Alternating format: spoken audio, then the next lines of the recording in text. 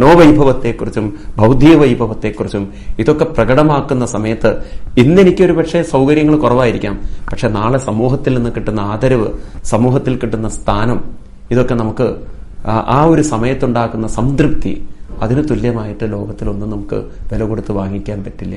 അതാണ് ഭാരതത്തിന്റെ ഒരു മഹത്വം എന്ന് പറയുന്നത്.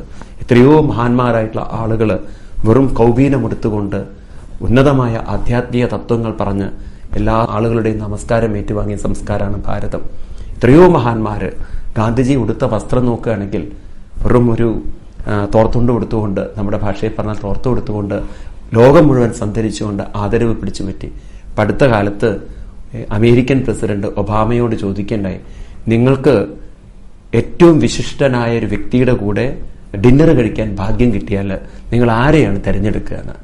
അദ്ദേഹത്തിന് യാതൊരു സംശയവും ഉണ്ടായില്ല പറയാൻ. അദ്ദേഹത്തിന്റെ ഉള്ളിൽ നിന്നും വന്ന മറുപടി, ഞാൻ മഹാത്മാഗാന്ധിയെ തെരഞ്ഞെടുക്കുമെന്ന് പറയുമ്പോൾ ആ മഹാത്മാഗാന്ധിയോടുള്ള അദ്ദേഹത്തിന്റെ ആദരവിന്റെ ഒരു മഹത്വം.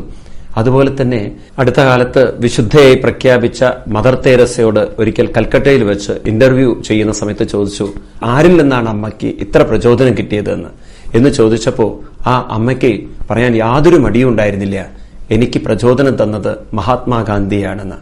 അത്ര മഹാനായ ഗാന്ധിജിയുടെ പ്രേരണ കൊണ്ട് ഒരു വലിയ മഹൽ സ്ഥാനത്തെത്തിയ മദർ തെരേസ ഇനി നമ്മൾ ഗാന്ധിജിയോട് ചോദിക്കൂ, അങ്ങേ മഹാനാക്കിയത് ആരാണ്?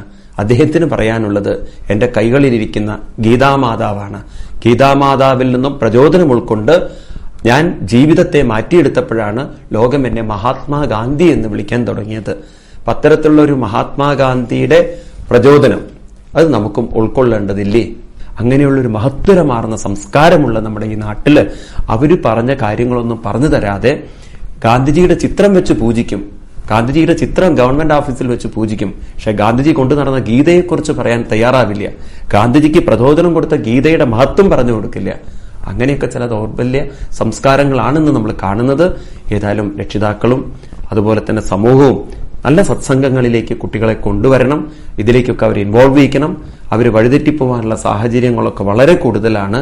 അവരെ വഴിതെറ്റിയാതെ സൂക്ഷിക്കേണ്ട ഒരു കടമ രക്ഷിതാക്കൾക്കുണ്ട്. പ്രത്യേകിച്ച് ചെറിയ കുട്ടികളാകുമ്പോൾ തന്നെ സംസ്കാരം തുടങ്ങിക്കഴിഞ്ഞാൽ അവനവന് തന്നെ അവനവനെ ഒരു ബോധം വരും.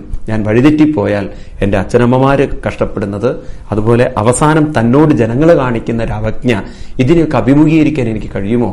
എന്റെ മൊബൈൽ ഫോണുകളോ എന്റെ വസ്ത്രങ്ങളോ തുടക്കത്തിലെ ആളുകളിലേക്ക് ആകർഷണം ഉണ്ടാക്കുള്ളൂ.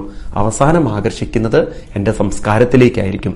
ഈ അവബോധം അവരിലേക്ക് കൊണ്ടുവരാൻ ഒരു കൂട്ടായ പരിശ്രമം ഉണ്ടാവണം എന്ന് ഓർമ്മിപ്പിക്കട്ടെ.